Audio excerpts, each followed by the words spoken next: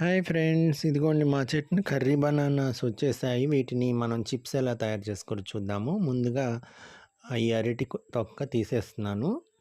తీసేసుకున్నాక దీన్ని రౌండ్గా చక్కగా సన్నగా కట్ చేసుకోండి. తర్వాత సాల్ట్ వాటర్లో వేసి ఆ వాటర్ అన్నీ వడకట్టేసేయండి శుభ్రంగా ముక్కల్ని.